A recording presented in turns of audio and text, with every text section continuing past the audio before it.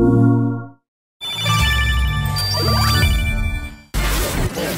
will use your own stolen information against you. They will attempt to change your behavior.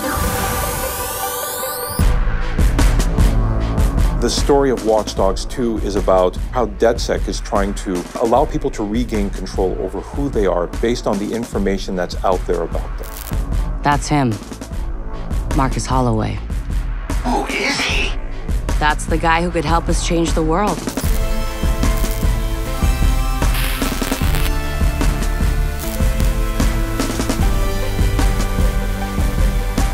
Watch Dogs 2 is about a hacker named Marcus Holloway. He's a very gifted and smart young man who ends up by getting profiled and accused of a crime he didn't commit.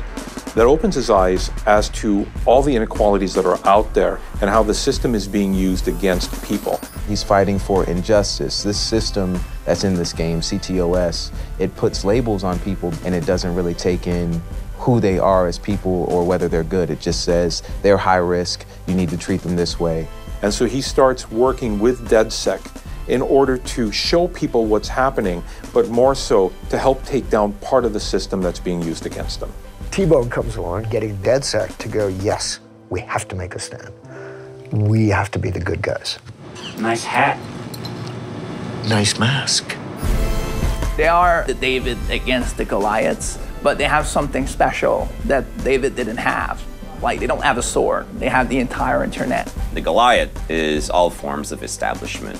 So big corporations, some people in those corporations trying to use technology for power, for money, for control, and also the government is part of the establishment. So various corrupted people inside of those factions that you're trying to fight against. You're gonna be dealing against rival hacker groups. We're gonna be dealing with corporations trying to get power, manipulating politicians, trying to get money. Basically trying to know more about you than you know about yourself so they can predict your next move. One of the challenges you're going to be facing is to figure out, is there a link between all those people? Is it just random abuse of technology or is there someone with an agenda? And that's what you have to figure out as you unveil that corruption in the establishment. In Watch Dogs 1, we explored surveillance a lot. You know, how technology could invade people's privacy. In Watch Dogs 2, we're interested in something called big data.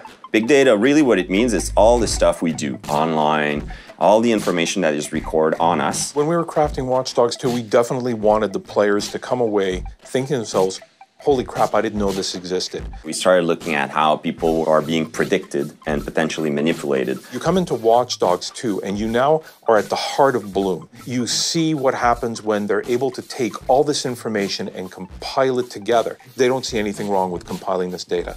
But what happens when you've got somebody who acts as the middleman between Bloom and the data that they possess, and they start doing something, pushing their own agenda for it? That's where you have somebody like Deshan come in. He's the CEO of Bloom, which is a company that collects and distributes the data from all different kinds of other organizations. Think about like the amount of control one person can have if they literally own and manipulate all information, all data about every single person. That in itself is kind of like, it's kind of like God. And that essentially is what the limitless of what Deshan's capability is could turn into. If I'm going to separate how Deshan and Marcus differ, I would actually say it's what is it that they're willing to do in order to win? Who does Deshan sacrifice in order to accomplish victory? And what is Marcus willing to give up, or what is he not willing to give up in order to do the same?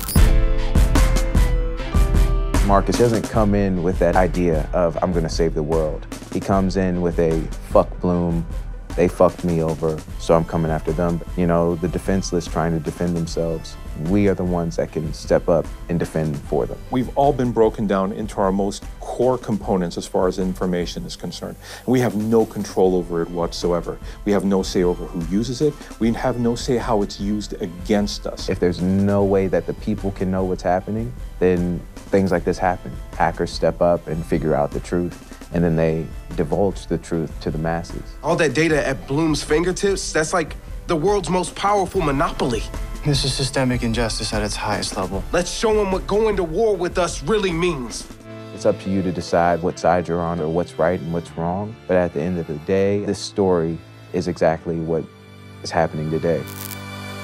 Namaste.